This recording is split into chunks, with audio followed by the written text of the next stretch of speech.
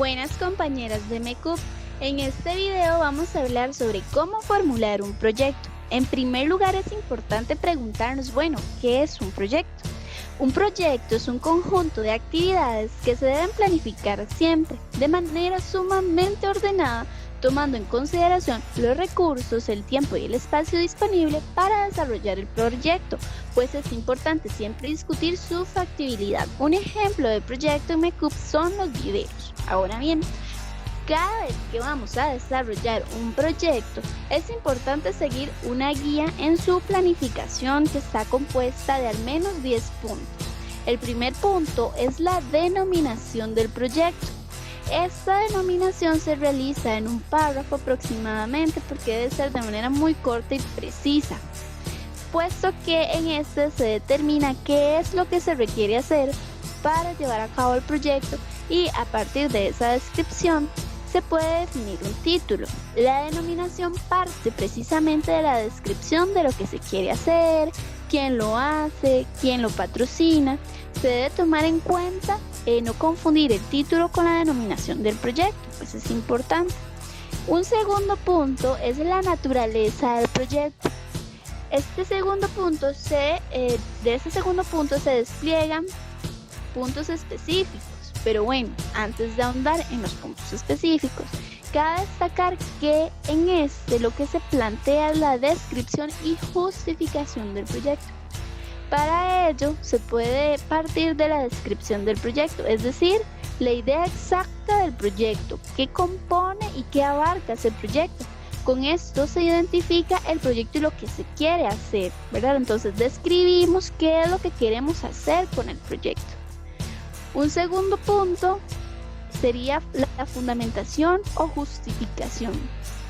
En esta sección se debe describir el por qué se va a realizar ese proyecto, ¿verdad? Entonces, ¿cuál es la razón de ser de este proyecto? ¿Cuál es su origen? Se debe explicar por qué es importante, cuál es esa prioridad que se tiene o la urgencia, ¿verdad?, de solucionar un determinado problema y de la misma manera exponer por qué este proyecto es la respuesta o la solución a ello.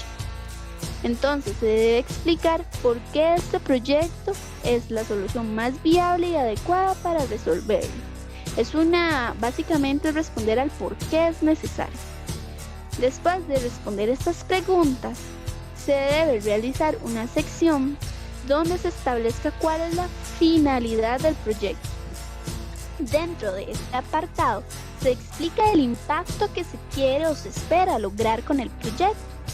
Una vez realizado esto, se pasa a los objetivos. Este es un punto sumamente importante en un proyecto, puesto que esto explica el por qué se hace y qué es lo que se espera obtener. Un objetivo es alrededor de 3 o 2 líneas. Aquí se define el destino del proyecto, ¿verdad? Se debe tomar en cuenta que no es la finalidad, sino que recae en los efectos del proyecto. ¿Cuáles son esos efectos que se quieren lograr? Los objetivos se dividen en dos. En un objetivo general, ¿verdad?, es en el cual se explica el propósito central. Este objetivo general engloba todo el objetivo del proyecto. Una vez que tenemos este objetivo principal, ¿verdad?, o general, pasamos a los objetivos específicos. Entonces los objetivos específicos van a ser como los hijitos, por así decirlo, del objetivo principal. Entonces, cuando llegamos a los objetivos específicos, se busca definir, por ejemplo, logros concretos o las fases para lograr ese objetivo principal. Cabe destacar que preguntas generadoras, por ejemplo, para un objetivo general, es preguntarse como qué se va a hacer, cómo se va a hacer, ¿verdad?, qué se quiere lograr, y siempre se debe poner en un verbo infinitivo. Por ejemplo, identificar es un verbo infinitivo. Una vez que tenemos los objetivos, que por ejemplo es un objetivo general, 2 y 3 o 2 y 3 específicos, se pasa a las metas, ¿verdad? Este es otro punto sumamente importante. ¿Por qué? Porque las metas se traduce a cuánto se quiere hacer. ¿verdad? Los servicios y las necesidades que se pretenden cubrir, ¿verdad? Entonces, una vez que tenemos establecido, por ejemplo, el objetivo general y los objetivos específicos, podemos pasar a realizar las metas, ¿verdad? Las metas, ¿por qué? Porque se desglosan precisamente de los objetivos y definen cuánto, cuándo y dónde se va a realizar esos objetivos. Es importante también lograr identificar quiénes o cómo van a definir los beneficiarios. Dentro de la creación del proyecto se debe especificar quiénes se van a beneficiar de manera directa o indirecta del proyecto. Por ejemplo, en MECUC serían las asociadas, o va a depender qué tipo de proyectos se quieran llevar a cabo. También es importante ver, ¿verdad?, hacia quiénes van dirigidos los impactos, o sea, quiénes van a ser los favorecidos, por así decirlo.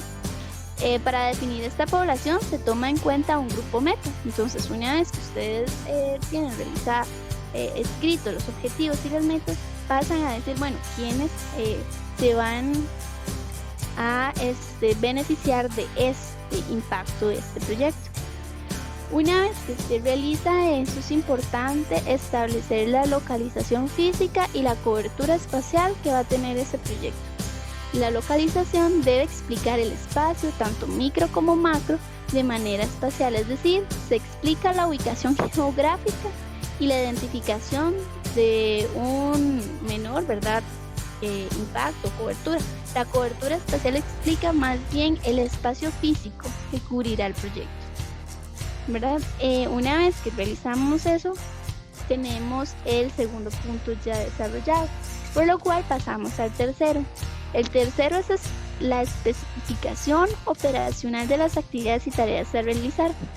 Esto se debe, en esta parte más bien debe responder al preguntarse qué acciones necesitan para alcanzar el objetivo, ¿verdad? Por ejemplo, si un equipo requiere construir una huerta, se debe preguntar qué se necesita para hacerlo realidad, ¿verdad? Entonces, posteriormente, se debe pensar cómo se puede obtener esas cosas, qué se necesita para finalmente pensar de qué manera hacerlo. Para realizar este punto se puede rellenar el siguiente cuadro, ¿verdad? Establecer, las metas ya las teníamos, que es parte del punto 2. Una vez que se establecieron las metas, definir el producto, qué actividades son necesarias llevar a cabo para cumplir esa meta, cuáles tareas son importantes en esas actividades y con qué técnicas se van a realizar. Después podemos pasar al punto 4, que serían los métodos y técnicas a utilizar. Es importante destacar que, un método, ¿verdad?, son las fases de un proyecto. Entonces se puede realizar de manera puntual, ¿verdad? Cada actividad de un proyecto debe de tener una metodología. Se pueden utilizar preguntas generadoras como, por ejemplo, ¿qué haremos? ¿Cómo se hace? ¿Y cómo lo vamos a desarrollar? Ese cómo lo vamos a desarrollar es lo que deben de exponer en el documento, ¿verdad? Porque son las fases que va a tener el proyecto y las formas en las cuales se va a desarrollar. Y es importante decir que la metodología va ligada a cada objetivo específico, es decir, por cada objetivo específico debe haber una forma, un método que diga cómo y cuáles son las fases para cumplir ese objetivo. Teniendo ya los pasos claros, se pasa a definir los medios para realizar lo expuesto en la metodología, y esos son las técnicas. En este momento se debe discutir qué técnicas son más fáciles para realizar. Luego, el quinto punto es la determinación de los plazos o el calendario de actividades.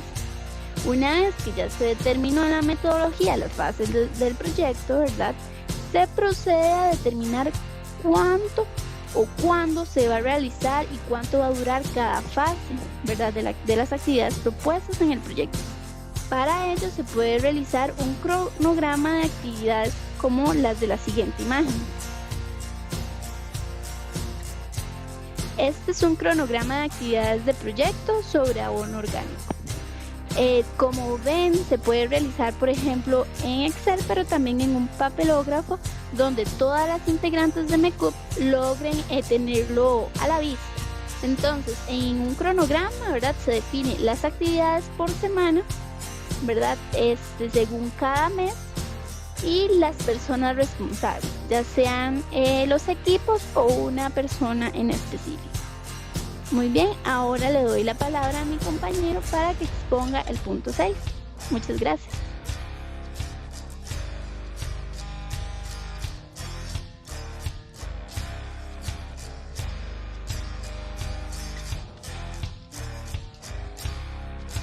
Bueno, este punto 6 es ahora la determinación de los recursos necesarios.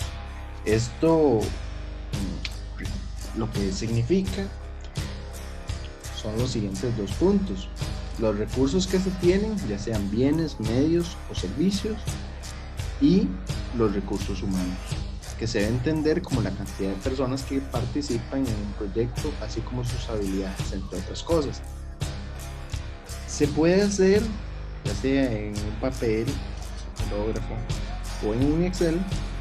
El siguiente cuadro se pone proyecto, el numeral del proyecto, la cantidad de personas que tenemos disponibles para realizar ese proyecto, así como los materiales que contamos y lo que vamos a requerir. Ese sería el presupuesto. En el punto 7 sería el cálculo de los costos de ejecución y de elaboración del presupuesto. Para el cálculo de los costos de un proyecto hay que tomar en cuenta lo que se requiere de inversión para los recursos materiales, además los gastos fijos, y siempre es bueno contar, entre comillas, con un colchón en caso de imprevistos. En un punto 8 vamos a hablar sobre la estructura organizativa y de gestión del proyecto.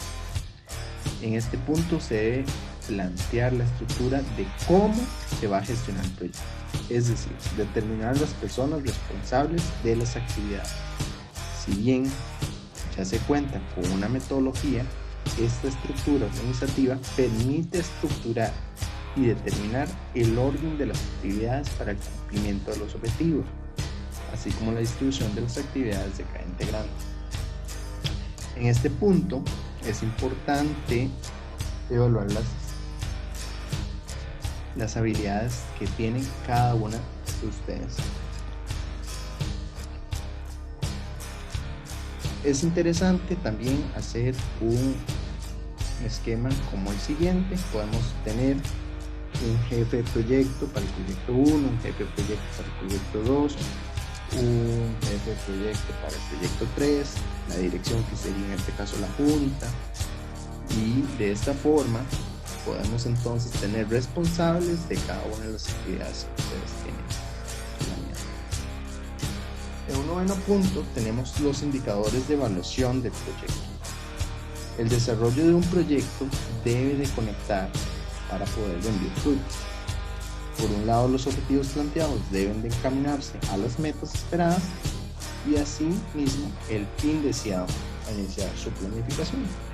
Por lo tanto, uno tiene que estar en una constante evaluación del proyecto, evaluando si éste está rindiendo o está cumpliendo con su fin.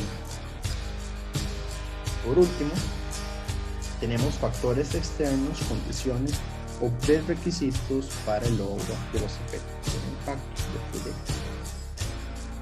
Los prerequisitos son todos aquellos factores externos que se escapan del control de la administración del proyecto.